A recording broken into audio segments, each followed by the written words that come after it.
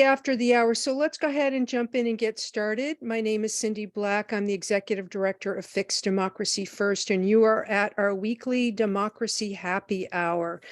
Tonight, we have some special guests, and the topic tonight is public banks democratizing capital. We have members from the Coalition for a National Infrastructure Bank and Washingtonians for Public Banking here tonight. And so we'll introduce them shortly. Before we do that, I'm going to cover some democracy headlines in the news. And before I do that, I do want to do a land acknowledgement here in Washington State and across the country. We are all on Indigenous lands. I ask you to join me in acknowledging and honoring the Native communities where you live, their elders, both past and present, as well as future generations.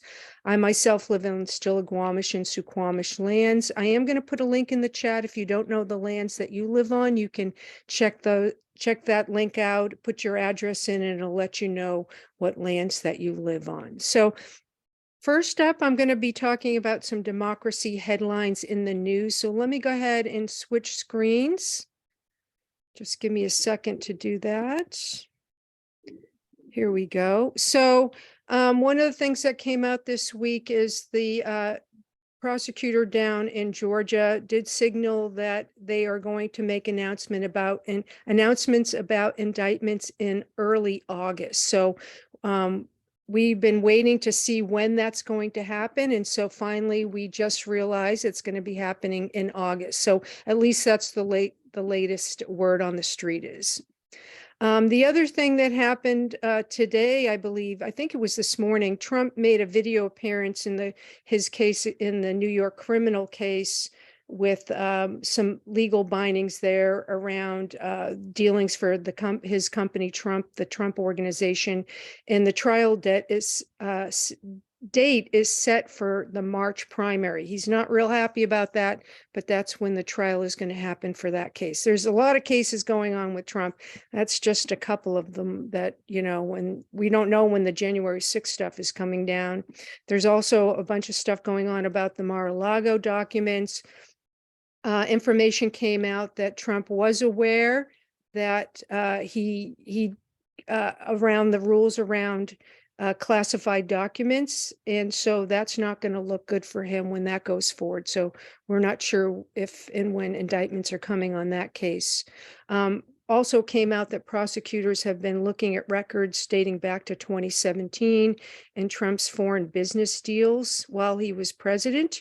So that can enter into it. And how does the classified documents issue play into that? So they're looking not just after he left office, but also while he was in office as well. Also came out this week that a DC police officer has been arrested and accused of leaking info to the Proud Boys leader, Henry Enrique Tarrio, about a warrant for his arrest for burning of Black flags, Black Lives Matters flag. So he was arrested on that and been charged. So there was definitely some communication going on. They don't know what else that police officer communicated with Proud Boys, but we do know that much so far. So more to come on that. I wanted to share this article because this kind of gives you an idea of what Trump is thinking if he gets reelected and where he's going with all of this. And it's not looking good. Let's just say, if you think he's, I definitely think he's like a dictator wannabe. Lots going on with that. He definitely pardons. He's talking about pardons, but he's also talking about dealing with the federal workforce and how he might really make people that work in government more accountable to him. I'm not sure what that's going to look like. Issues around intelligence and law enforcement. He's not happy with the Justice Department and the FBI. He says he's getting rid of Marxist prosecutors, whatever that means, and a variety of other things. It just goes on and on. I don't have time to get into it, but I encourage you to read that article, and I will be sending out links to this article and everything else I'm sharing tonight that you can check out, but take a look at that article. Kind of gives you a more in-depth look at what he's planning to do. In the Washington Post, they had an article about his deepening radicalization over the years, is that he's going deeper and deeper into more authoritarianism, that kind of focus. And we've been talking about that quite a bit.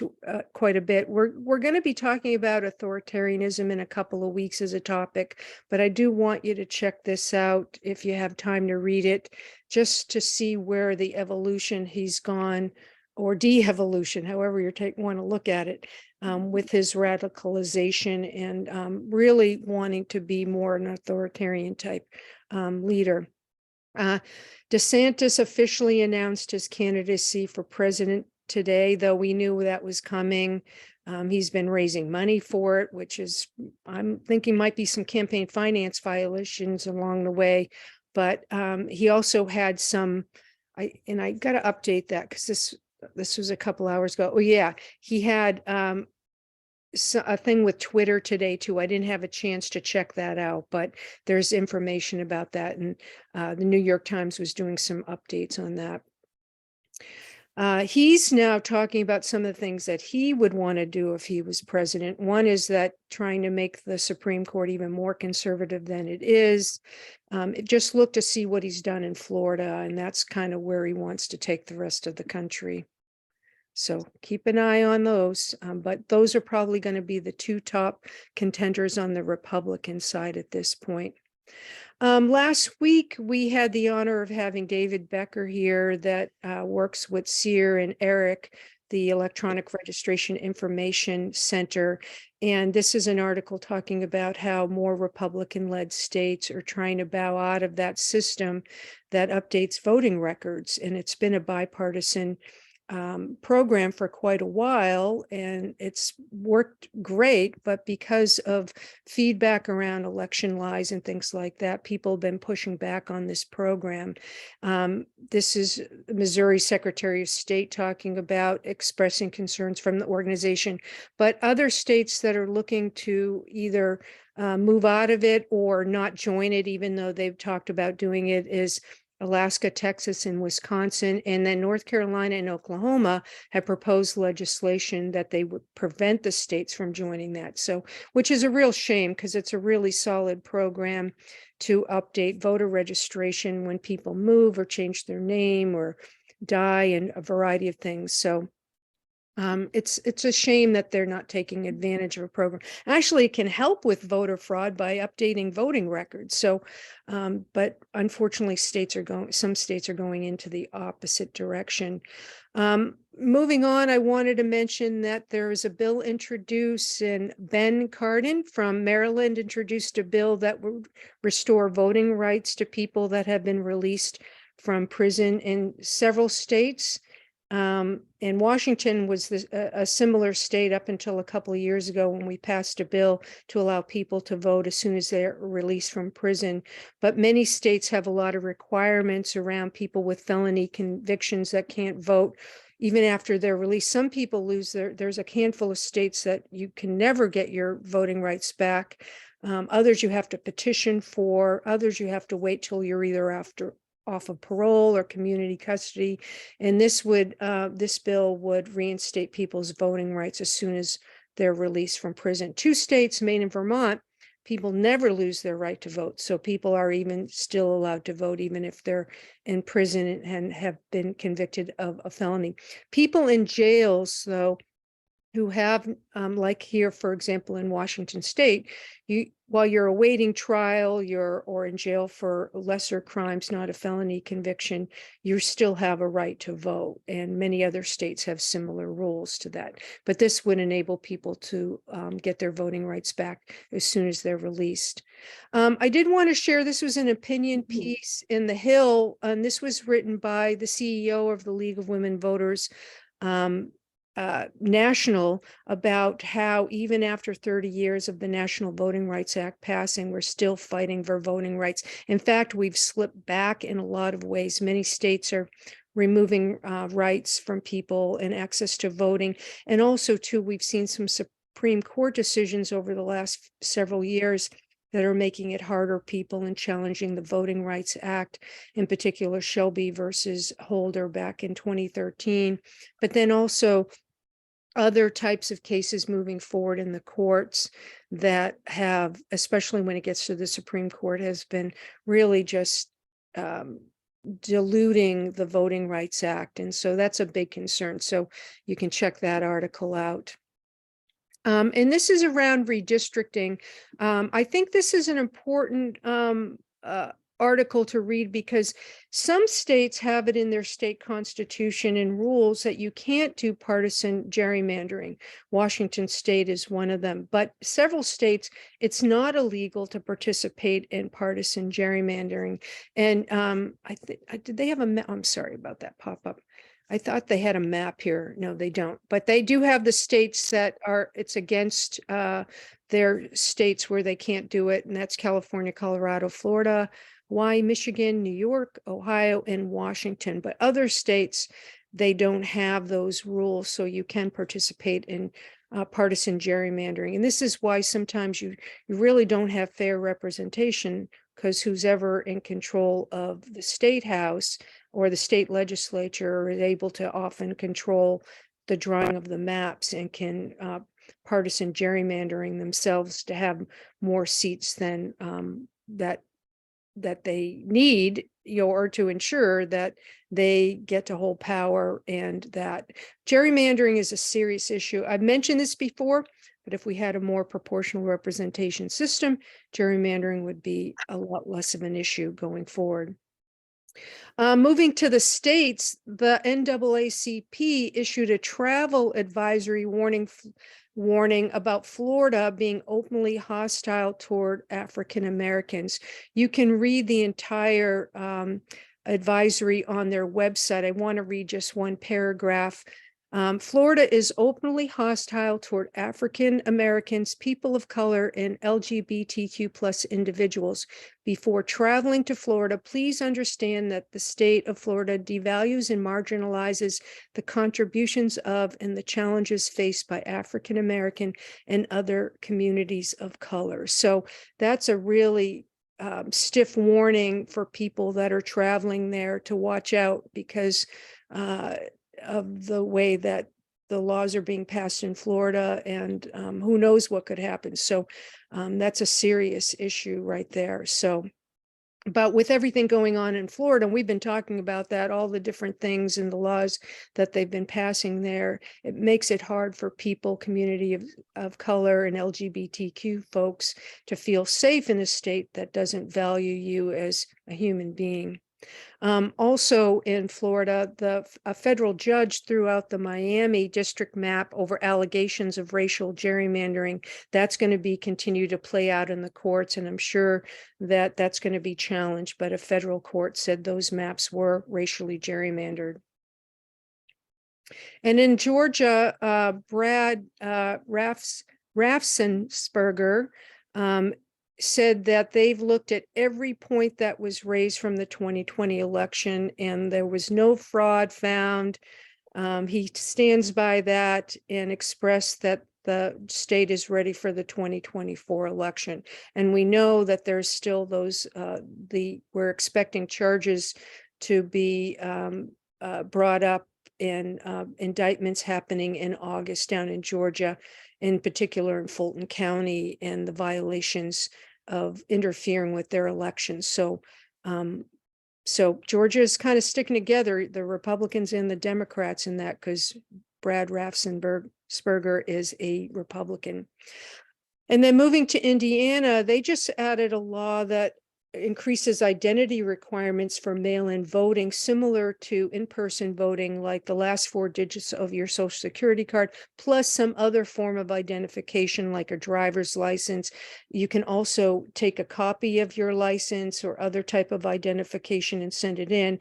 But people are very concerned this opens it up to more security risks, because if you're taking a copy of your driver's license and you have to mail that, and people know that's part of your mail-in ballot, that can really create some problems with mail theft and identity theft. So people are very concerned about that. But again, another obstacle to voting by mail in Indiana. And in Montana, they're the first state to ban TikTok. And obviously, they're immediately being sued by TikTok, but they're also being sued by influencers that live in the state, saying that it violates the First Amendment rights. So, and my guess is other states are going to try to do this, but Montana being the first one. So we'll see what happens as that moves forward in the courts. But I'm not surprised it's being challenged. I mentioned earlier that North Carolina was one of the states that issued or has a bill proposed that would make that impossible for them to join the Electronic Registration Information Center. So they're making it in the Senate budget that would repeal their membership if they did join. So again, a lot of obstacles for joining a very reputable program that's been very successful, which is a real shame. Texas is also set to, this is also talking about them to exit the ERIC program as well, as I mentioned earlier. So Texas looks like they'll be the next state to leave. And then this involves both Florida and Texas, but this is the kind of thing that we're seeing in more conservative states, that they're going after people that make simple, honest mistakes when they're voting. For example, people that have been released for prison thinking that they've gotten their voting rights back and not, and a variety of other things. But the problem with that is it's just a waste of time and energy and resources going after people that make really simple, honest mistakes and when they're voting. So I think we're going to see more of this. In the past, people that have made honest mistakes when they're voting, they don't, they may get fines and fees. Sometimes, occasionally, if they've done it on purpose, they may serve some jail time. But targeting certain individuals, and of course, it's certain individuals that they don't like who are voting, in particular, people of color, younger people, Democrats, or whatever other group that they think may not vote for them. Those are the groups that they tend to go after. So that was just an analysis from the Brennan Center for Justice you can check out. I wonder why. Yeah, exactly. Also, too, I want to mention that we've talked about this before, but the Republicans are trying to take over one in particular county where Houston is. I forgot the name of that county. Sorry about that. What's the name of that county? Somebody help me out there if you remember. Harris County. Harris County in Texas, where Houston is located.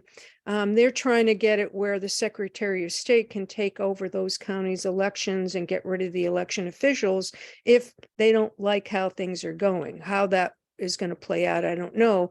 But this is probably the biggest Democrat stronghold in the state. And of course, that's the county that they're going after. Will they go after other counties down the road? I don't know, but that's the one they're going after now.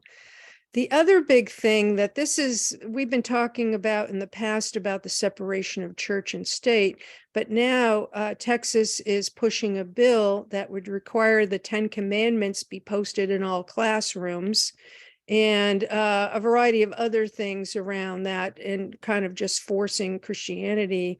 This is really getting into the realm of similar to what white Christian nationalists are interested in doing. So yeah, so that may happen in Texas. Maybe other states might do it, I don't know, but yeah, it just seems like a violation. And this is based on the case we talked about before with the Bremerton coach here in Washington State, that the U.S. Supreme Court ruling favored that he was able to hold basically a prayer meeting out on the field after games.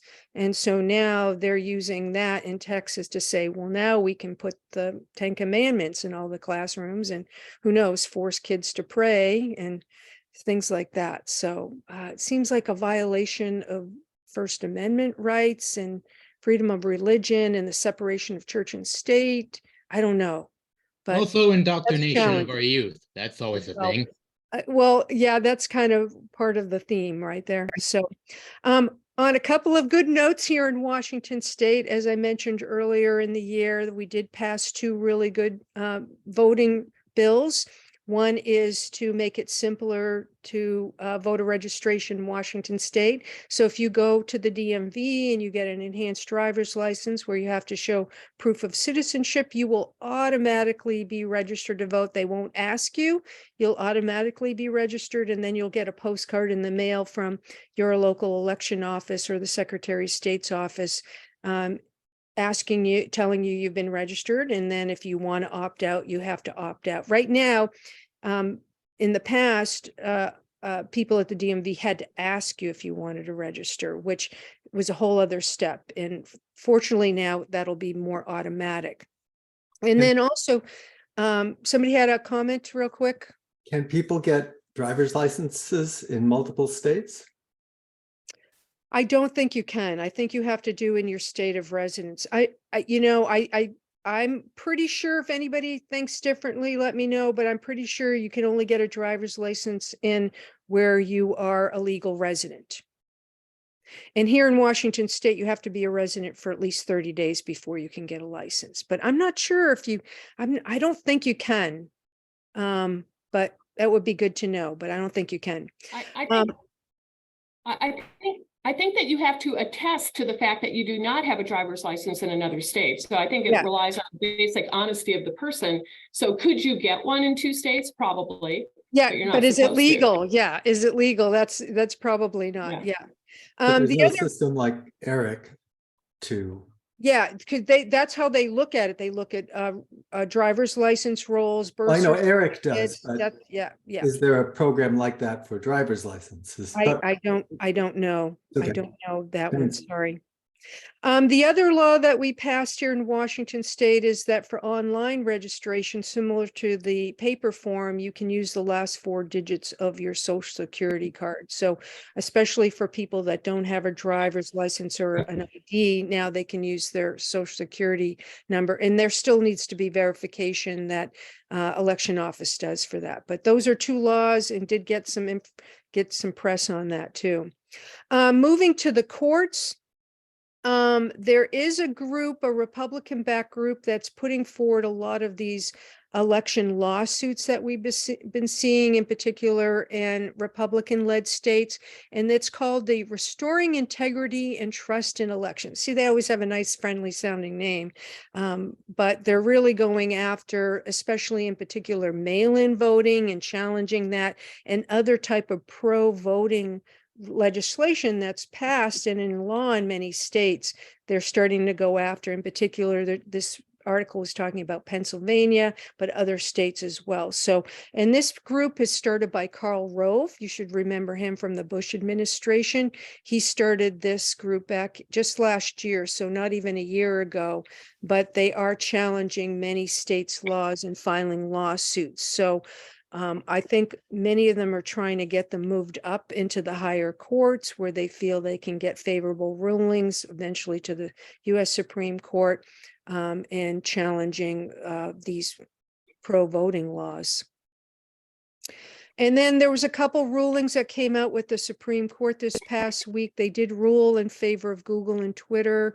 This particular case, though they didn't tackle the section 230 though. So this one in particular was about families of terrorism victims filed a lawsuit against Google and Twitter saying that they helped foster the attacks because of not policing the content, and the Supreme Court ruled in their favor. So what they basically did is just put it back on Congress to debate the section 230, are social media and online platforms liable for the content that they put out? So that's not yet. They still are able to not be held liable for the content on their platforms. So will Congress do anything about it? No, especially with the current makeup of Congress, that's not going to happen anytime soon. Also, the Supreme Court did miss Title 42 that happened during the pandemic that immediately pushed back immigrants out of the country rather than allowing them to apply for asylum in the state because of the pandemic. So the court did dismiss that case. And so Republicans wanted to maintain Title 42, but so that was a win for the Biden administration. And then also, the Supreme Court did refuse to block an assault weapons ban from Illinois. So that was, people are very happy to see that because some people were concerned because of previous rulings by the court that they wouldn't be able to have these type of bans in their state, and the court would push back on that. But they did upheld the Illinois ban, which means that other states that have them will not be challenged at this point anyway. And then we talked about this before, but the court has already agreed to hear a case regarding South Carolina racial gerrymandering in their next term, which will start in October. So another racial gerrymandering case. What will the Supreme Court do? Well, based on some of their previous rulings, you know, unfortunately, they may continue to allow for that to happen. We're still waiting to hear about a couple of other cases they've already heard earlier this session, Moore v. Harper case and Merrill versus Milligan. So we're waiting to see how they'll rule on that. That Moore v. Harper case with North Carolina, since their state Supreme Court reversed the previous ruling, they'll just dismiss that case. Will they deal with the independent state legislature theory portion of it? We don't know. So we're waiting to see how they're going to rule on those other cases. I saw several articles this week around the shadow docket with the Supreme Court. There's a new book out around the shadow docket about how the Supreme Court hears a lot of cases.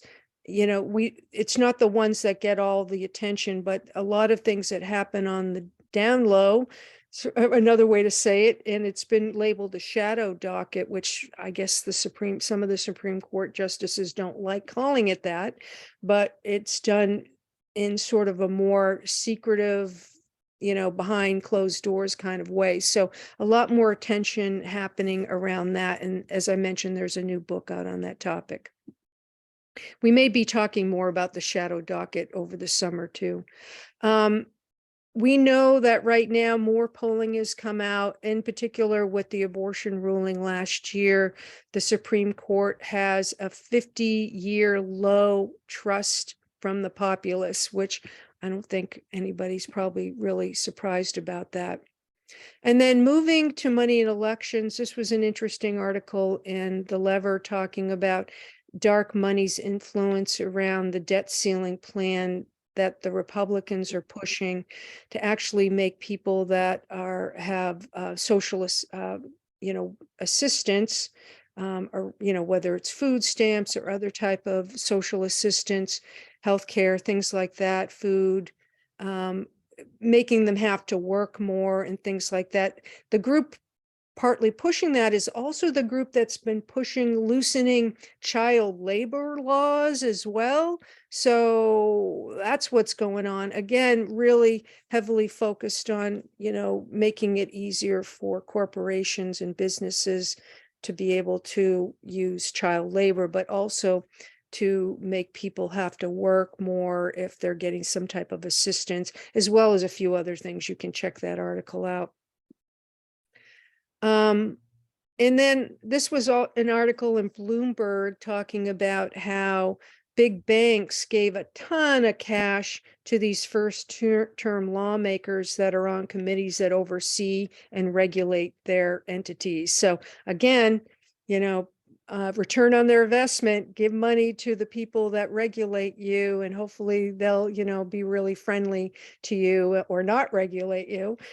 So, this pay-to-play system continues in government, unfortunately, and increases corruption. And no wonder people don't trust this. The money influence in government is not helping. And then I'm not sure if our friend Jeff is, I'm going to look real quick. Our friend Jeff is, I don't think, on the call from Wolfpack, but this was an interesting article about ALEC, the American Legislative Exchange Council, who's actually using Wolfpack. And many of you know Wolfpack is pushing for a constitutional amendment that would reverse decisions like Citizens United, but advocating for a constitutional convention. And we've debated this issue many times, and many people are concerned about what a constitutional convention would look like, because there are people, especially on the far right, interested in that, to rewrite pretty much the Constitution that would be favorable to, certain population. Also, some people are looking at getting rid of marriage equality, things like that, and a variety of other issues. So interesting article, and this was in the Center for Media and Democracy. So we've worked with folks from Wolfpack before, and I'd be interested to see how they feel about this, because it does talk about that they've been together at some of these events. So interesting article on that topic. And then I want to just briefly mention before we bring up our guests, there's a lot going on with book banning, and librarians of all people are being targeted. And some of them are even facing possible criminal charges and even fines and prison time if they do not follow through and get rid of these banned books. So that's a real concern. Anytime when you talk about banning books and things like that, we're not headed in the right direction as a country if we're banning books and doing things like that and wanting to lock up librarians of all people. I mean, if you know librarians, come on, they're librarians, right? They're just wanting to help you find the book you need, and making sure that they, order the books that are new and make sure you get what you need. So, the U.S. Education Department, I forgot exactly what is it? Somebody help me here. The Education Department here. What's it called? The national one? Department of Education. They are pushing back on some of these book bans and removals, and saying that this may be violating civil rights. So again, this may be playing out in the courts more. We'll see how that happens.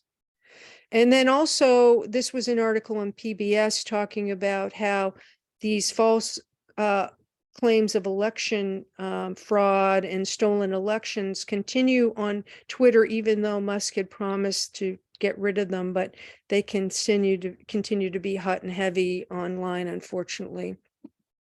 And then just a couple of activities. I want to mention one of our coalition partners, the Seattle-King County Coalition on Homelessness, is hosting a voting rights and registration training on Wednesday, June 7th from 6 to 7. We won't be having a democracy happy hour that night, by the way, because I'm going to be attending a conference. But there's a training in Seattle, in-person training, and I'll put a link in the chat to that if you want to check that out. It's for people that are returning volunteers and new volunteers. If you're interested in helping and knowing all the new voting rules and laws, and wanting to help out with their work, you can attend that training. And then, whoops, that didn't come up here. Here we go. I just wanted to do a save the date. Fix Democracy First, formerly Washington Public Campaigns. This year is our 20th anniversary as an organization, and we're going to have an actual in-person event, one of our first in-person events since the pandemic, on Saturday, September 9th. It's going to be at Bloedel Hall at St. Mark's Church in Seattle. Food, drink, special guests, a lot more details to come on that, but mark your calendar.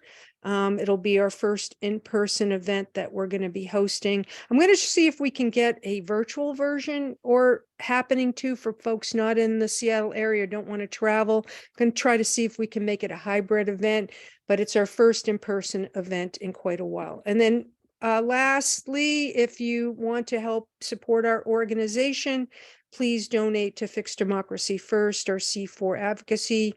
organization or Fixed Democracy First Education Fund, our C3 outreach program. So let me go ahead and stop sharing that screen here. And now we're going to bring up our guests. So, and I did see Ruth getting here. So let me just make sure I get that person on there. Okay. So I'm just going to go ahead, and there's going to be a different order, but I want to first bring up, let me see. I'm sorry if I missed stuff in the chat. I'll try to catch up on that in a little bit. But here, let me go ahead and bring up my introductions. And I'm going to go ahead and if I could ask folks to mute yourself if you're not talking, just to cut down on background noise. So I'm going to bring up our different guests here. And let me add that spotlight here. We're going to start with the two folks here that are from, again, I'm going to ask folks to mute yourself if you're not muted, because we're getting background noise. So I'm going to introduce our first two guests, who are advisory team members from the Coalition for a National Infrastructure Bank. Julie Olsen is the chair of the Progressive Caucus of the Alaska Democratic Party. She lives in Anchorage, Alaska, and Spokane, Washington. Julie is an entrepreneur and business owner in the Pacific Northwest. She's also the chair of the Alaska Dems Caucus and Progressive Action Network. Welcome, Julie. And then Alphecca Muttardy, I hope I'm pronouncing that right, is the Chief Economic Advisor for the Coalition for a National Infrastructure Bank. Alphecca is a macroeconomist who worked for the International Monetary Fund for 25 years. She has also worked for the First Petroleum Economist, African Department, Debt Relief for Poor Nations, Treasurer's Department, economist with oversight on special drawing rights, and our Revolution North Virginia Chair of Economic Policy. Welcome to both of you. Thank you so much for being here. You are both co-hosts, so whoever is going to share their screen, you're able to do that. But thank you so much for being here. And then after you're done with your presentation, we'll bring up the folks from Washingtonians for Public Banking. So Julie, you want to go ahead and kick us off? Sure. Thank you, Cindy. Appreciate it. And thank you to everyone on the call. It's great to be here this evening. My name is Julie Olsen, as Cindy already mentioned, and I became interested in the National Infrastructure Bank when the folks from the organization called me in my capacity and work through the Alaska Democratic Party and asked me to get involved and wanted to see what we could do to get some of the folks in the legislature in Alaska interested in public banking and a national infrastructure bank. So I was able, along with the folks in my caucus, to present this information to our state central committee meeting in January of 2021, and we had essentially a unanimous vote in approval of that resolution. And from there, we were able to have the resolution introduced into the state Senate and held some hearings. And we've still been working hard. Alaska is a red state, however, turning purple. And we need a lot of investment here. We're a new state, and we need roads and we need bridges. And we have a port here, the Port of Alaska, where 85% of the goods that are consumed in Alaska come through that port, including many barges and ships per week that come from Seattle and Tacoma, the ports there. And that port is old and is in danger of being taken out by the next big earthquake. And if that happened, that would be catastrophic for the economy in Alaska. And being in the business sector, where my business depends on regular shipments in through that port, it's very concerning to me that we as a state cannot afford to fix it. And so I became very interested in the National Infrastructure Bank as a very practical means to provide financing, not only for projects here in Alaska, but for projects across the country. And I'm sure most of y'all have been over to Eastern Washington, the poorer but sunnier side of Washington state. And we have a huge need for infrastructure over there.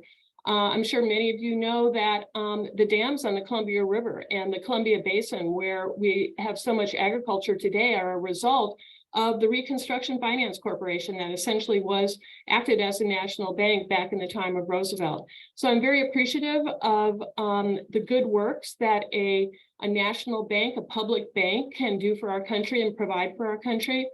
And finally, I think it's really important from a national security standpoint. And the reason I say that is because I think it's dangerous for a country like the US if we cannot produce the critical goods that we consume. And the supply chain crisis really drove that home for our country, where it was just frankly impossible. And if you wanted a new freezer, Lowe's and Home Depot would not even put you on a list, right? You just could not get one.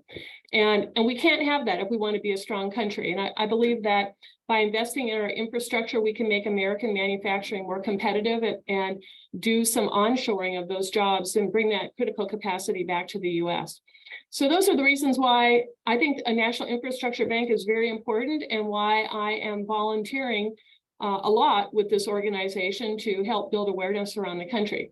And so with that, I'm going to turn it over to Alphecca, who has a presentation, and we'll be kind of going through the nuts and bolts of how such a bank would work. And then we will be entertaining questions. Thank you. And Alphecca? Great. Thank you very much, Julie. And thank you to all of you for welcoming us on this call. So what I'd like to do is to maybe step you through how this proposal actually works in the nuts and bolts of it, how it actually delivers infrastructure projects to Washington State, and then to talk also about our grassroots campaign and the progress we've made in Washington with the help of many of the grassroots volunteers there, and then to see if you want to come on board and help further to promote this piece of legislation. So we have a bill in Congress. It was introduced in the last session of Congress, at which time it had the bill number HR 3339. It is now waiting to be reintroduced into the current session of Congress. It will get a new bill number. It is essentially the same bill, however. This is what it does. It creates a $5 trillion national public bank to lend for infrastructure projects all across the country.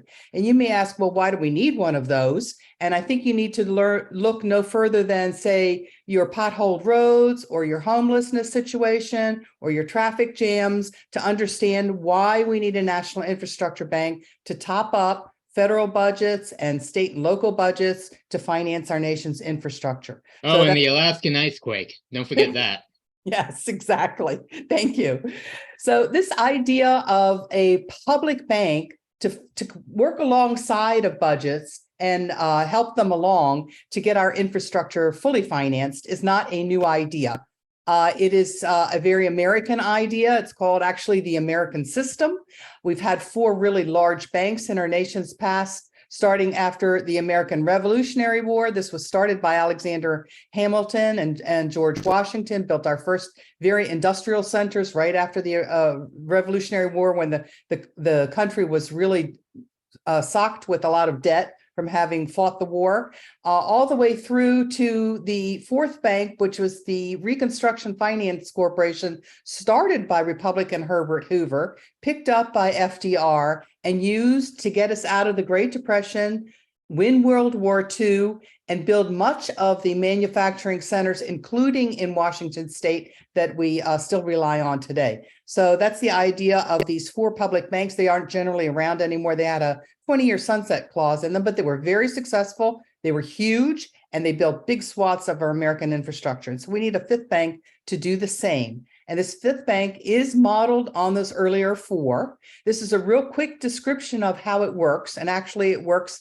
just like a commercial bank does. And the first thing that we need to do to open a bank like this is to get it capitalized. That is infusions of money from investors to act as a backstop or set aside money in the bank.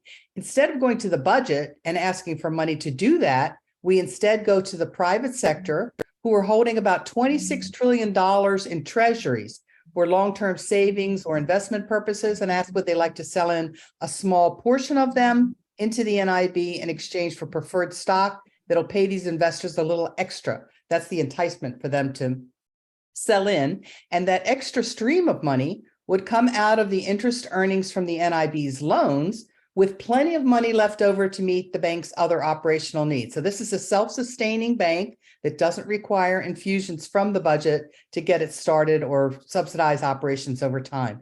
Then the capital sits on the bank's books, is not used up in any way. All banks are required to maintain investor capital like that, at $1 for every $10 in loans they give out. As we give out the $5 trillion over a period of time, we can raise that capital to maintain that 1-to-10 ratio over time as well. So that's how we capitalize the bank.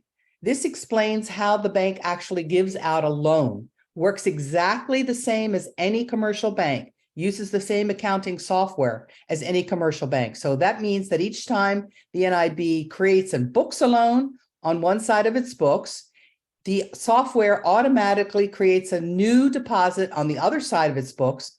Whenever you create a new deposit, you're adding to the nation's money supply.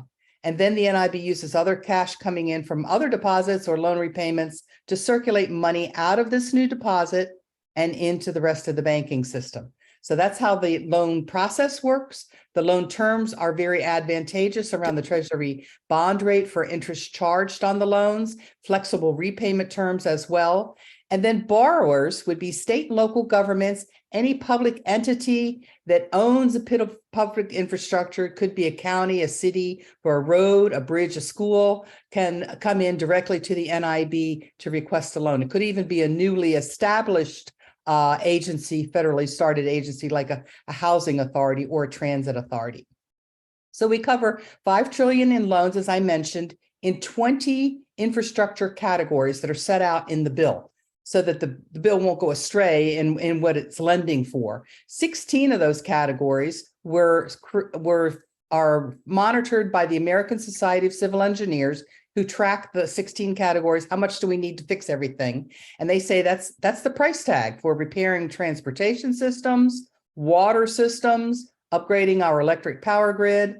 Then we added 4 more categories of our own that we also think are critical: a complete high-speed rail network all across the country, broadband everywhere, affordable housing everywhere, and targeted to the very lowest income earners who need them the most. And then some large-scale water projects to address drought in the Southwest, where we grow half of our nation's food supply. If we don't take care of it down there, we're going to have escalating food prices all across the country. So here's the same $5 trillion the NIB is going to lend, expressed in billions of dollars, to compare it to the bipartisan infrastructure law that passed over a year ago. You can see that that's only about 1/10 of all the new money that we need to cover everything. And it means every state, including Washington state, will not be able to get everything that it needs for roads, bridges, transit, falls way short on water infrastructure, nothing in here at all for affordable housing or high-speed rail. Glad they passed it. Shows bipartisanism can work, but we're going to need the NIB to top up, provide the other 90% of the financing still missing from the picture. Not only can we fix all of our infrastructure this way, using a bank like this, we can also supercharge the American economy, because this kind of $5 trillion in construction will create up to 25 million new direct and indirect great paying jobs. The legislation requires that workers finally be paid high prevailing wages for their work. They'll get full training, on the job training, have careers in new sustainable, family sustaining wage jobs. Buy America only for the construction inputs will reshore that American manufacturing that Julie was talking about that has gone overseas and made us very vulnerable at the same time. Get our GDP growth up to 5% a year on average, twice what it has been historically. Productivity much better, all with no new federal taxes or spending or debt. So this is completely outside of the whole debt discussions that are going on right now. It'll reduce inflation because it works on the supply side, supply chains. With more supply of goods arriving on time, their prices come down, and it'll offset any recession. We're very concerned that we're entering a trifecta, a dangerous period right now. First, the Federal Reserve is clamping down on the economy by reducing the money supply. That causes a natural recession.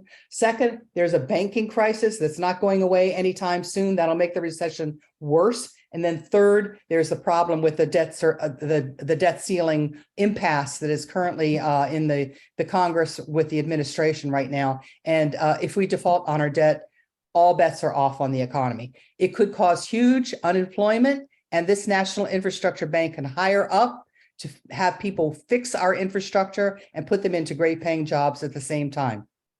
Because this is such a wonderful holistic policy, and many local legislators recognize the value and the validity of this National Infrastructure Bank proposal, they have many state legislatures have introduced resolutions in support of the NIB. They have passed in 8 states, in some states in both chambers. And one of them, most recently, was Washington State. Senator Hasagawa carried the resolution through the Senate and the House, and it was passed just recently. And many large cities have also endorsed the proposal. Detroit, Los Angeles, San Francisco, the small little cities have come along and introduced it. So the grassroots campaign, which has a whole bunch of grassroots volunteers all over the country, like Julie, like others that we've met in states all over the country, have come together to go to Congress with their resolutions from their state legislatures and ask their members of Congress, both congressmen and senators, to reintroduce this bill and get this legislation passed. We're really in a hurry for it because of the oncoming recession. So what's in it for Washington State? Out of the $5 trillion, the state could qualify for up to $90 billion over 10 years to cover all of your backlog of infrastructure projects you have not been able to get financed by any other means. It'll create up to almost 500,000 new great paying jobs in the state. Again, family sustaining wage jobs with full training. You're only going to get a small portion out of the bipartisan infrastructure law. We can do the big ticket items like fixing the Portland-Seattle high-speed rail line. Here's what the proposal is. This is already on the books and asking for permissions to do this. It's much more cost-effective to build high-speed rail up this corridor than it is to add lanes onto, say, I-5, according to a study by the Washington Department of Transportation that has been touted all over the country, much more cost-effective. We can fix all of the Seattle bridges. The one bridge needs $6.3 billion just by itself. We can do the potholed roads, which apparently, surprisingly enough, are the worst in the nation. You might be surprised to know. The stormwater, the drinking water, the sewer system, the ports. We can get more inland transportation coming off of those ports and build seawalls for them. Build much, much, much more affordable housing. Hook it all together with good city planning, walkable cities, and get our public transportation working to get people back and forth to work.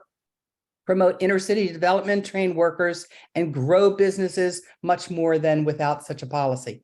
So I'll stop there, and then we can see if anybody has any questions on this policy. All right, we can take just a couple of questions, and then we want to bring up the other folks, and then we'll have more time to do that. Max, I'm going to call on you first because I know you were in the queue before. So go ahead, Max. You're muted. Sorry. Unfortunately, my question isn't directly focused on just this, but it is very tangentially related. I have a lot of very close connections to people within, well, sectors of the economy that are more focused on for creators in the entertainment space, and a lot of things tangential to that. And a lot of that stuff is also very crucial in just making sure our economy doesn't hit this double, triple trifecta of a recession in the coming years. And I really do think that a lot of this stuff really has to get across to as many people as possible, just to convey the severity of this and how a lot of people in those sectors need to actively hear about this and act on it in a way that actually gets legislatures to pass it and make sure every state has the resources they need.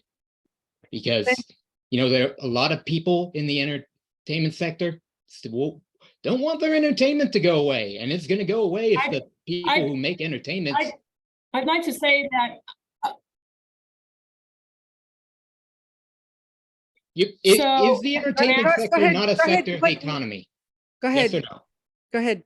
Max, I would just say that a good economy is certainly going to help the entertainment industry. And so, so all the more reason to get out and support a national infrastructure bank. But why don't we move on to some of the other questions? Yeah. Go ahead, David. Thank you very much for doing this work. I think it's all great. I think your projects are great. One thing I notice is that you're planning on financing these things through a bank rather than through congressional allocations of tax money. And what that means is that it needs to be paid back. And so I'm wondering, with things like low-income housing, improved water systems, where is the money going to come from to pay it back? That's a great question. I could take that one. The secret sauce of this bank is that it is large enough to have a real big impact on the economy. What we know is that for state and local government finances, their revenues coming in, when we have a recession, their revenues plummet. When we come out of a recession, their revenues improve. But if we can get the growth rate up much higher, twice what it's been historically, they'll have plenty of money coming in tax revenues, even at the same tax rate, in order to pay back the loans. And this was proven to have been the case of the most recent bank like this, the Reconstruction Finance Corporation, which lent historically into very poor areas. People said they'll never be able to pay it back. All those loans were in fact paid back, and it really gave a big boost to the economy. However, even in the case of very low income communities that can't even afford a very low cost loan like this, we do have a grant mechanism in the bank, like the nations, for the nations, or for any impoverished inner city area or something like that. We can give them grant financing rather than a loan that they would be paying back. But over time, because we can stretch out the payments and we offer a very low interest rate, and we are really rebooting the economic benefit to the areas, we're very confident that all of these loans will be able to be paid back. Thanks. Great. I'd also like to add that in every state, in every municipality in the country right now, those organizations are going out for financing on the bond market. And so essentially, if they went to a national infrastructure bank instead of the bond market, they would be able to get those dollars at a lesser cost and with a longer term. And so essentially, they would be able to get more infrastructure for the same dollar, or reduce the payment stream that's required for any of those other infrastructure projects they're working on. And then another really great example I want to use is, has anyone been up to Linwood lately to look at those huge apartment complexes they're building up by the Alderwood Mall? And they're building those huge apartment complexes thinking that light rail is going up there, and this is going to be an extremely attractive place to live.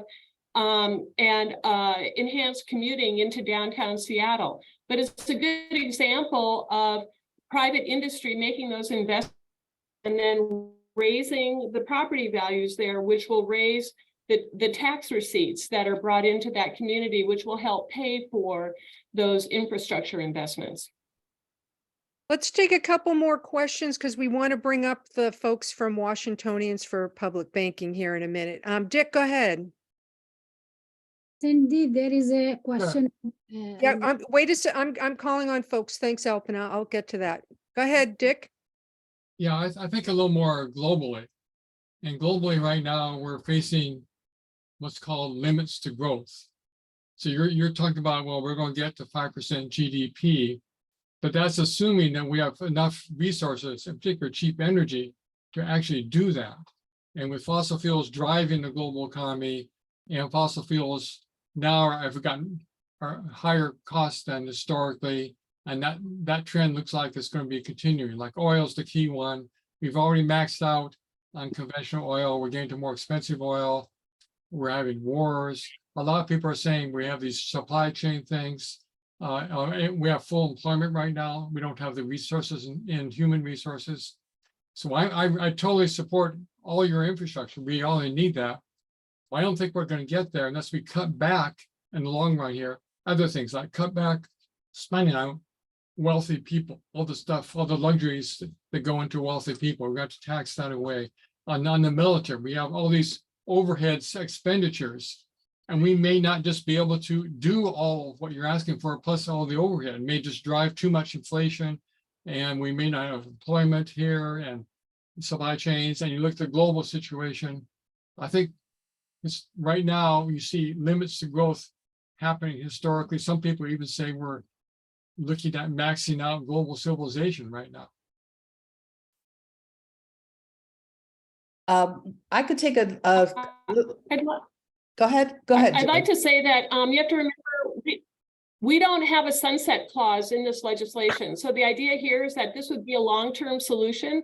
So this is not a congressional allocation where the money becomes available in year 1 and it's spent by year 3 and then we're done. This is envisioned as a long-term solution. And I think that really helps even out those labor requirements over the next 10 or 20 years and that sort of thing. I mean, these kinds of infrastructure projects we're talking about, like high-speed rail and the Gateway Tunnel, new tunnel into New York City. I mean, those are projects that are going to take 5, 10, 20 years to build. So this is a long-term solution to a problem that's been a long time in the making.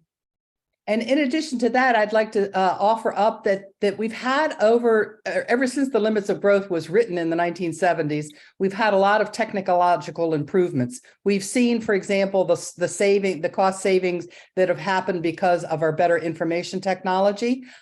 In today's world, we'll have lots more technological changes that'll save us on the inputs into the construction. For example, there are steel plants in Colorado that can make steel for rail cars out of recycled automobiles using solar and wind power. So those are examples of inputs that we'll be saving on. Also having more sensoring devices on all of this new. This won't be your grandfather's old infrastructure. This will be the latest technological state-of-the-art infrastructure where a lot of the sensors and components will be saving on the construction inputs and save on the fuel use of all this construction that goes on. So it's a great point. We really want to conserve. We really want to build things using the least environmentally impacting technologies that we can.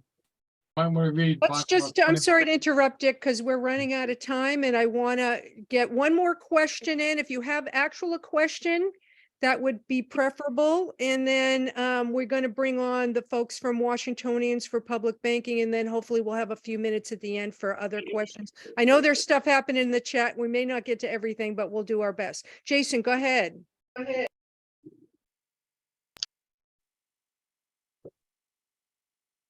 You're muted. Thanks, Cindy. I have a question about the capitalization structure. The 500 billion in Treasury, I understand. The 4.5 trillion additional in capitalization. Where does that money actually come from, and how is that not debt? It is. We don't need to raise capitalization for the 4.5 trillion. The bank creates this money the same as any commercial bank does. You might be surprised to know when you go into your bank for a car loan that that bank actually creates the money on the spot to give you the car loan. That's the way the banking system works. 95% of America's money supply is created by commercial deposit-taking banks in exactly the same loan process that this NIB will use. Thank you so much. And we'll hopefully have some time at the end. Sorry, Arnold, we're not going to get to you. I really do need to bring up the folks I want to make sure they get a little time in there. So let me go ahead and add Ruth and Marco here.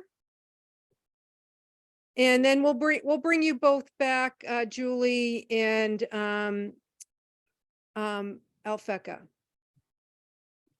All right, let me do a quick introduction for Ruth and Marco. Ruth Fruland is the Vice President of Washingtonians for Public Banking. After the 2008 financial crisis, the bailout of Wall Street, but no relief from Main Street, Ruth transitioned from lifelong geologist and educator to political activist, focusing on fundamental element of modern society, economic policy, and how to build a stable, resilient, and generative one. And Marco Rosaire Rossi is the organizer and director for Washingtons for Public Banking. Marco has a PhD in political science, specializes in urban politics, American political development, Chicago politics, American politics, political theory, Marxism, constitutional law, and ran for mayor of Olympia in 2015. Welcome, both of you. I wanted to make sure that you both had some time in there. What happened to Ruth? I lost Ruth. Where is Ruth? Not here. I was wondering that myself. Okay, there we go. There's Okay, Ruth. yeah. All right, Ruth is back. Okay, great. Welcome, both of you. And you are both co-hosts, so you should be able to share any screens or slides that you have. Ruth, you're on mute. Ruth's going to go first, and I'm going to go next. Okay. I'm okay now? All right. So let's see if I can share this screen. Share. And then go to slideshow. Slideshow. Slideshow. Okay. Not making it to slideshow. Okay. Let's see. I think if you hit the from beginning, that should. Oh, that's it. That's right. That's what I was waiting for. Thanks. Okay. So we are Washingtonians for Public Banking, and our feeling is that we need a public bank owned by the state of Washington and managed by better professional bankers than, say, Silicon Valley's bank or WAMU's bank or Signatures. The list goes on, doesn't it? So, and just to repeat and emphasize, to be a bank is to be a depository agency or institution that accepts money from individuals or businesses. Commercial banks serve most of our needs, but if you're really, really, really, really rich, then you can you usually use a private bank, and the difference there is whether it's you can buy shares in the bank or not. If you can, it's a public, and if you can't, then it's private. And the model is, as was previously stated, is exactly the same as a regular bank. And that's very important because a functional public bank would be able to make loans and generate money the same way as it was mentioned before. Banks create somewhere between 95 to 97% of the currency in circulation today. And the thing is that a public bank would offer the lowest possible interest loans to be invested at the state and local levels. So now we're talking about Washington state specifically, but it will still expand the money supply for public purposes rather than maximizing profits. So a big difference between the public and the private. The interest income would cover the cost of running the bank as well as saving money by eliminating the big bank's fees, because right now all of Washington state's public money, the revenues, the taxes, and so on, are deposited in a private, one of the big private banks, and they're in it for the money, and they're essentially a middleman that we don't need. So going on to the next, and why this is important, because it's part of fixing our democracy, and I love what you all are doing, because we do need to take back control of our public money. We're living in a unique time in the history of our species with a plethora of uber rich people. And I'm a geologist, so I have a broader sense of what's going on than maybe some people do. But I love E.O. Wilson's quote that we have Paleolithic emotions, medieval institutions, and godlike technology. So we need. They do. You mean Pardon? the plethora of uber rich? Yes. Okay. And here we go with our local multi-billionaire, Bill Gates, and his home. And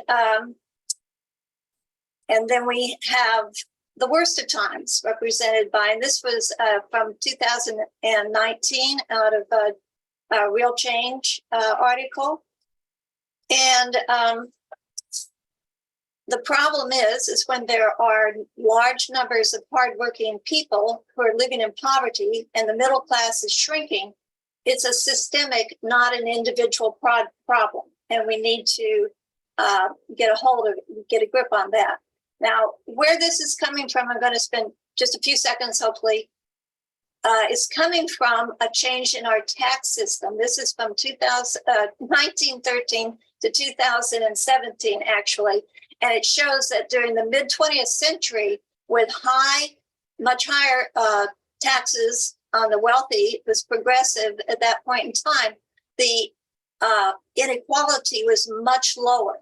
Whereas both in the early part of the century and we entered after Reagan started changing the rules and cutting back on taxes, then we have a much larger distribution inequality because the wealthiest are keeping the most money.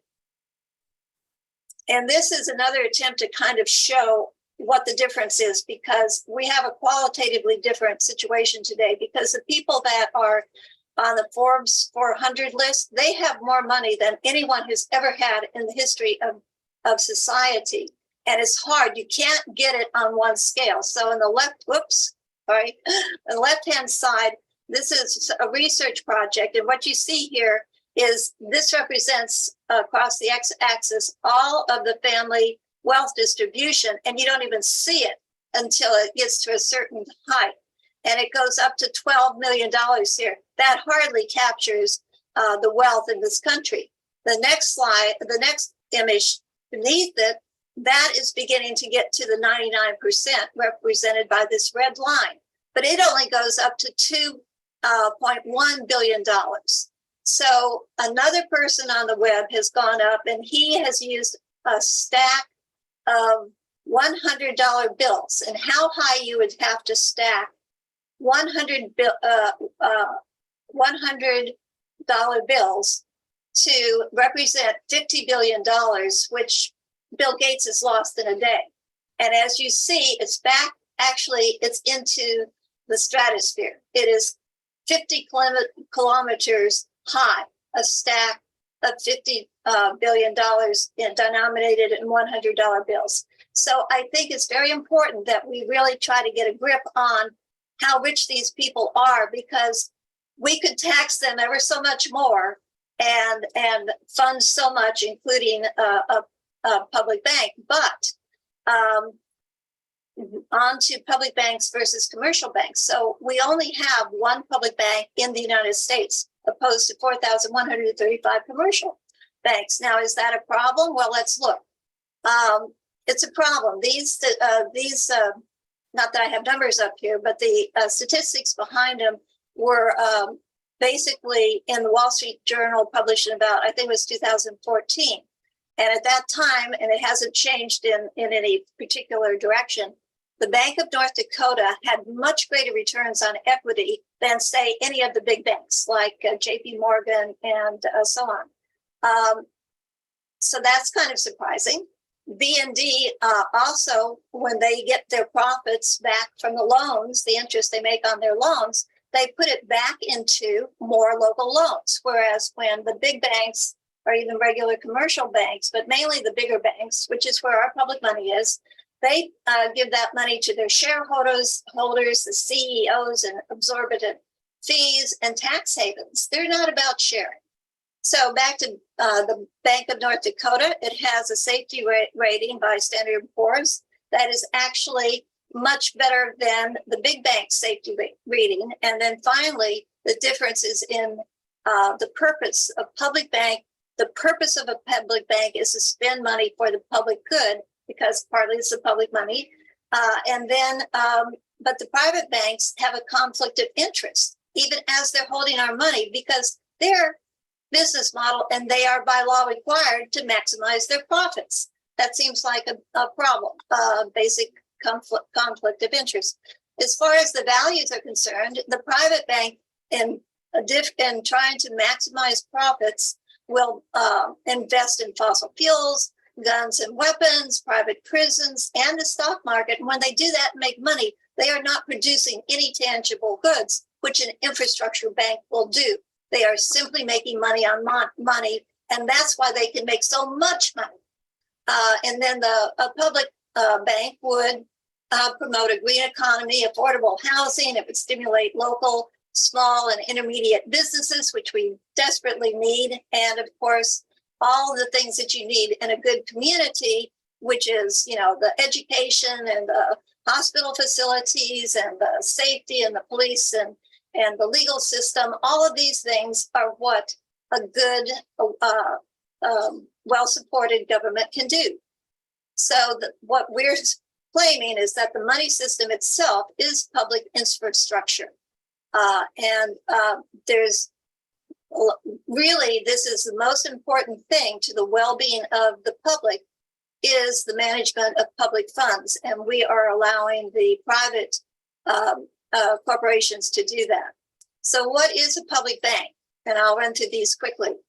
It's a publicly owned utility of a state, city, tribe at any level. It's a depository. That's important that it is a depository.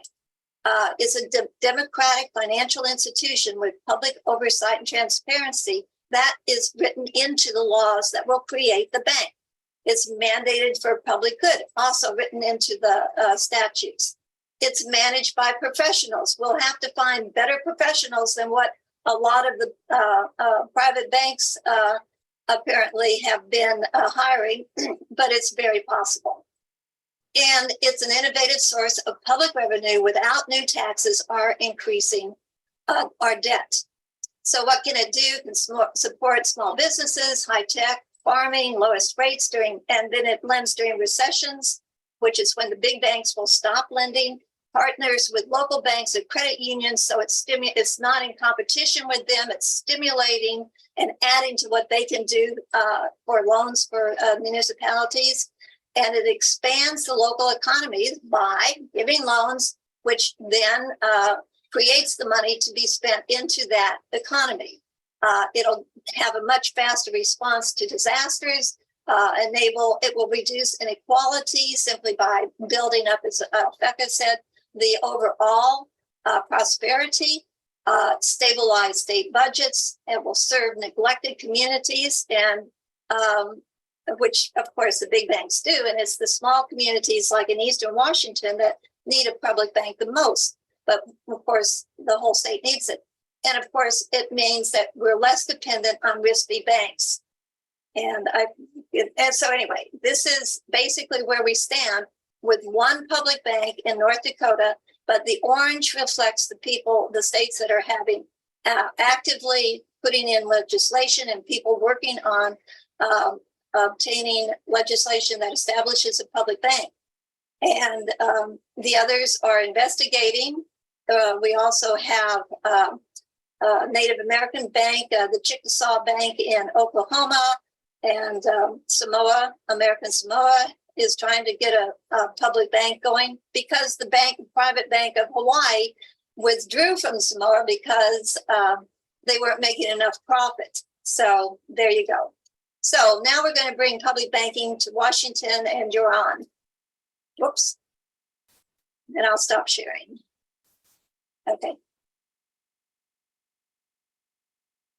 Oh, did you want me to leave it on? You're muted, Marco. Oh.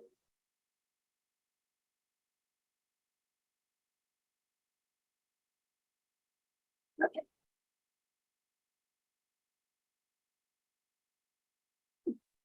You muted yourself again. Okay, now can you hear me? Sorry about that. So I'm going to talk about a little bit about our organization, Washingtonians for Public Banking, and what we envision a public bank could do for Washington State. I'll try to be really quickly so we can have some time for some questions afterwards. So first off, Washingtonians for Public Banking is a 501c3 nonprofit. We're a nonpartisan organization, and we're convinced that Washington State desperately needs a public bank. Our motto is we want a bank that's of, by, and for the people of Washington. The organization really kicked off in 2008 during the subprime mortgage crisis, when a lot of the banks collapsed and we saw the economy dip to the Great Recession. Since about 2011, we've seen legislators and various citizens groups advocate for public banking in the United States with various forms of legislation. But it really wasn't until last year that the organization formally incorporated and has now established an active and planned campaign to try to get this legislation passed. So why do we need a public bank here in Washington State? Well, we've identified about 5 areas we think are really critical for our economy to see investment, and we don't really see any serious investment in these areas on the horizon unless we do it through public institutions. So first off, let's talk about Washington's public debt, all right? Here in Washington, we have a very unique problem in that we have one of the most regressive tax systems of any state in the country. By some measures, it is the most regressive tax system. We have no income tax, so a lot of our sales tax is a flat tax. So a lot of our tax system is based in sales tax. I'm sorry, I meant to say our property tax is a flat tax system. We have really high sales tax, and we have some property taxes, but a lot of local governments are really reluctant to raise taxes because of how aggressive they are. So that means they're relying on borrowing. And over the years, we've seen a debt increase in our state time and again. And we are expected to go from about 70 billion to over 90 billion by the end of the next decade. So how are we going to make these critical investments that we need in our state if we keep relying on debt? Well, what are some of the areas that we know that we really need some of these critical investments is in transit infrastructure, which I believe one of the other speakers alluded to. Washington recently 49th out of 50 states for drivers, and partially that's because of our lack of our streets and roads and public infrastructure. According to the American Society of Engineers, road construction in Washington is not expected to keep pace with population. So we're seeing tremendous population growth and we're not keeping up with the roads. If we don't keep up with this investment, our roads are going to see dramatically worsen in the coming years, and it's going to become a real crisis for a lot of commuters. Another major issue is the cannabis industry. So Washington has legalized marijuana, but it's still not legalized federally. Annual sales of cannabis brings in over $11.5 billion. But this industry, despite it having tremendous growth and really important part of the Washington economy, it has a lot of problems banking because of federal regulations. It's difficult for a lot of cannabis companies to get loans from banks. And it's also, it's difficult for them to do digital processing for funds. A lot of times they have to deal with cash, which makes them very susceptible for theft and being held up. So we think that important role of a public bank is it could come in and offer those banking services to this industry because they're denied it with other banks because they don't want to interfere with federal laws. Another major issue is green energy, which some of the speakers talked about before. So Washington has passed this law that says it's going to be off all coal by 2025, so the next 2 years, and then having a completely carbon neutral grid by 2030. So it's a very great, ambitious law. We have a lot of things supporting it in Washington. We have a lot of our energy comes from hydro. We have some wind and solar, especially wind in Eastern Washington. We have one nuclear power plant. But still about 30% of the energy generated on our grid comes from fossil fuels. And the legislature really hasn't set any outline for getting rid of the last 20% of energy from fossil fuels. So if we, unless we have a dramatic build out of our green energy in the next few years, it's possible that we could either miss the targets that we set for 2030, or if we try to make it up with the energy that we have, we're going to experience blackouts and have energy shortages, which really affect a lot of the poorest people in the state. So a public bank could really add that capital to these projects to help get them off the ground much sooner. Also, we have this issue of housing. So there's a huge chronic housing shortage in the state. Nearly 40% of the state renters are considered burdened by their housing cost. And Washington is third in the state for having the highest mortgage debt in the country. So something that a public bank could do to solve this issue is twofold. One, it could provide the capital for new housing construction, which we desperately need, but also it could offer mortgages. If it's really robust and is able to offer it to private citizens, it could offer mortgages or support community and credit unions for offering mortgages at a much lower interest rate. So it helped to reduce some of that mortgage debt that homeowners in Washington State find themselves in because the interest rates on the mortgages are so high, right? And then finally, as Ruth alluded to, that it could support community banks and credit unions. So throughout the whole country, we've seen a dramatic decrease in community banks in the last few decades, and Washington is no exception to this. All right. Currently, there are only 36 community banks left in the entire state. All right. So a lot of the problems with these community banks is they just can't compete with the large mega banks because they can't offer a lot of services at scale. But all those large banks are able to operate on economies of scale, which provide certain efficiencies for them, and they can pass those on to consumers and undercut these community banks. So even though these community banks have a lot of ties to the local economy and they're really important in terms of fostering competition, they can be out-muscled by some of these larger mega banks. But if we had a public bank in Washington, we could use them as a support structure for these community banks and credit unions, support their proliferation so that consumers had more options and hopefully would drive down interest rates on your car loans and your mortgages and increase interest rates for your savings account. The model that we've been examining for bringing to Washington is the model of North Dakota. And North Dakota has more than any other state has the most community banks and credit unions, and it's because they get this tremendous support from their state bank. So what's some of the legislation that's inched us closer to this goal? Well, between 2010 and 2018, several bills were introduced in Washington State Legislature to establish a public bank. A lot of them were pioneered with Senator Hagasawa, who was also supported the legislation for the resolution to support a public infrastructure bank on the national level, which is talked about. Now, in 2021, Senator Cooter, who we've been working for, introduced legislation to create a public bank. Legislation able to pass the Senate, and it got to the floor of the House, but it wasn't able to get past the House. So it passed the Senate, but it died in the House, all right? And then in 2023, she introduced legislation, again, almost identical legislation, and it was introduced in the Senate, but it basically has died in committee and hasn't even gotten to the Senate floor for a vote, all right? Now, like I said, we've incorporated into a nonprofit, and we have established a long-term campaign that really is somewhat similar to what the National Infrastructure Campaign is doing, in that we are really focusing on trying to get local governments, municipalities, counties, and so on to pass resolutions to put pressure on city council, to pressure on the legislature, the state legislature, to pass the public bank, saying that this is something that local governments want and they desperately need these funds.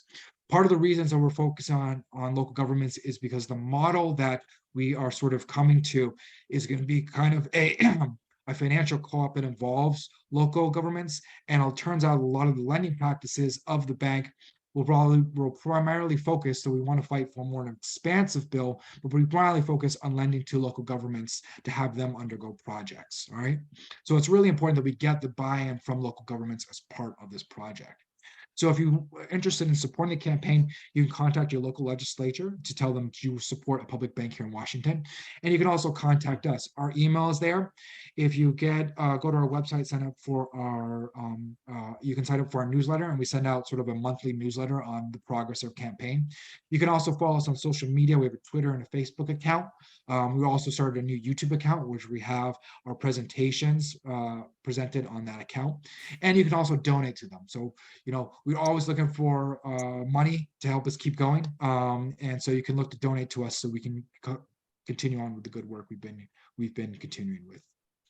All right, so finishes with the presentation, and I hope it leaves enough time for questions. Well, we are out of time, but I am willing to keep us going if people want to stick around. And why don't you go ahead and take your screen down there, and then I'll bring up,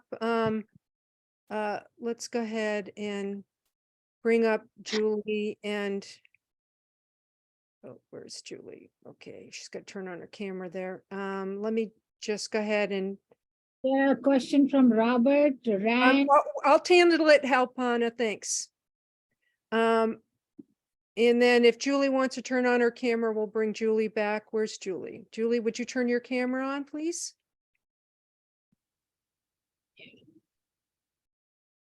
Okay, I'm going to try to find, there's Julie. All right, so we'll stick around. We still have 50 people here. We'll stick around and answer a few more questions. Max, you've already had a chance to ask questions. I'm going to. This is only for an email link that I haven't been able to get, that I asked Ruth for privately. I got one from Julie, but I didn't get one. Yeah, if from you want Ruth. to put your contact information in the chat, would be great. All right. Okay, thanks. Yeah, I don't know if Arnold's still around. I know, Arnold, you had your hand up last time, but we didn't get to you. And then I want to ask a couple of the questions in the chat. Arnold, are you still here? If you're welcome to ask your question. Yes, I'm still here. You have a question? I'm still here. Yeah, did you have a question? My question for the first group had to do with the Rick Larson, who is my congressman and a congressman for many of us, is the ranking chair of the Transportation Infrastructure Committee in the national government for the Democratic Party. How will this affect his work?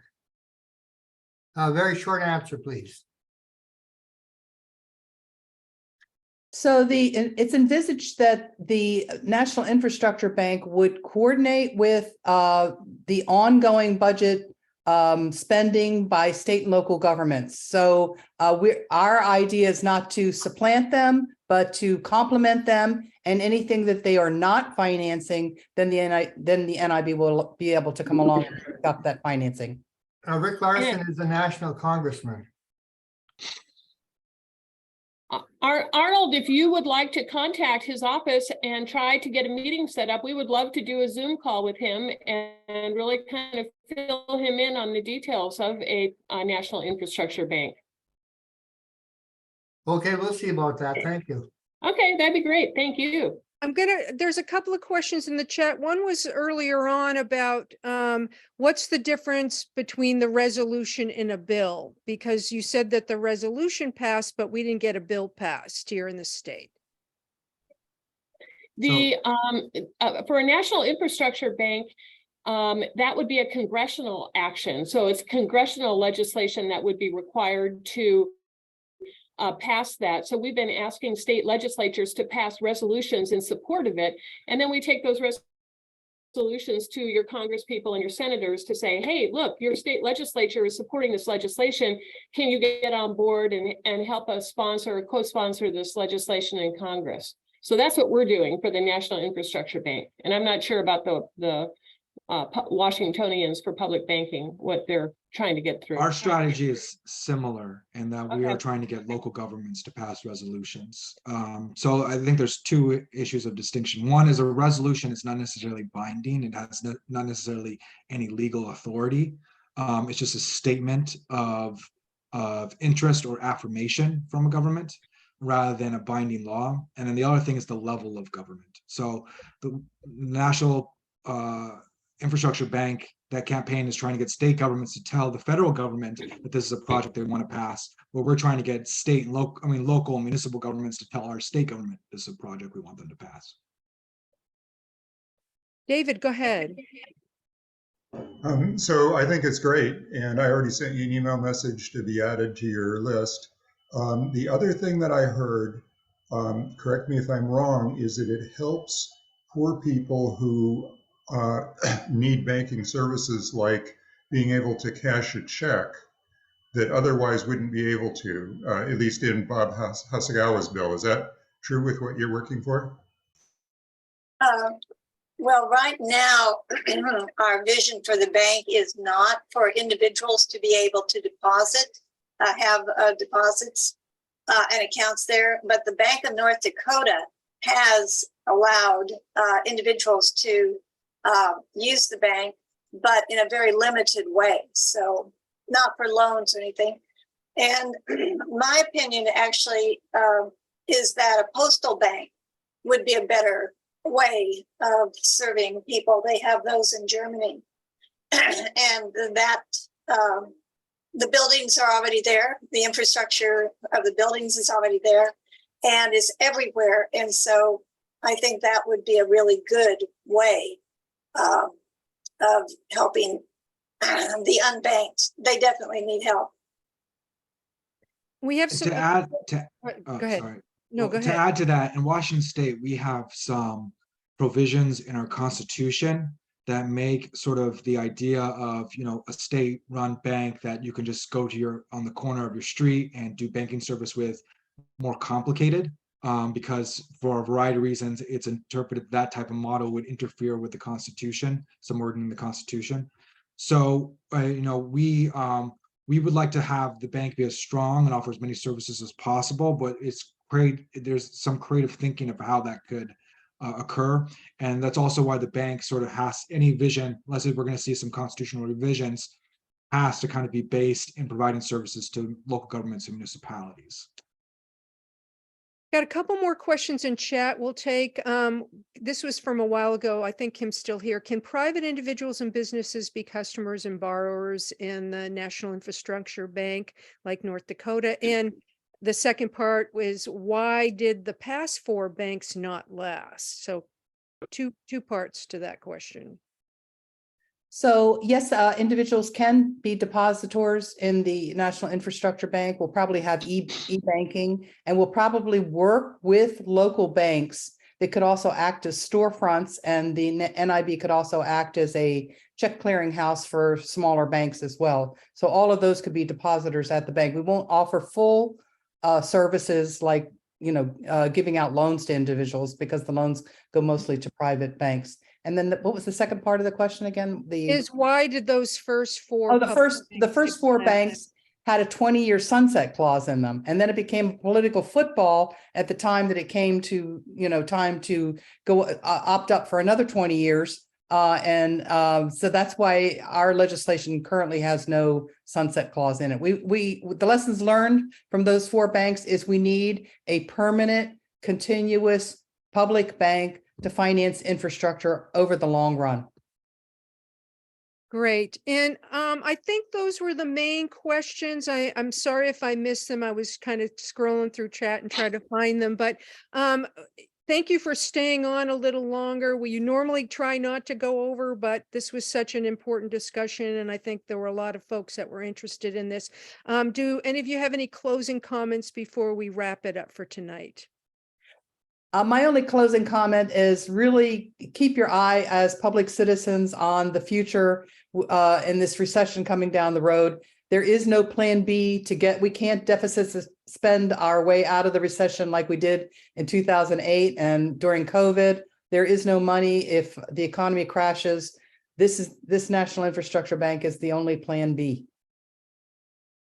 I would like to urge the attitude of everyone who is trying to help with the money situation and getting our democracy back into the control of the people. We should be supporting each other as much as possible. Great.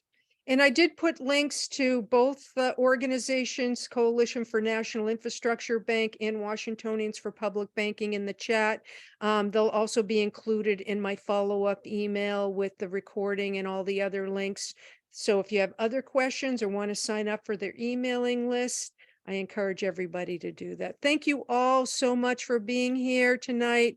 Appreciate the good work that you're doing. I'm sure we'll have continued conversation on this topic. Thanks for having us. Thank you, everyone. Have a good evening. Bye-bye. Bye.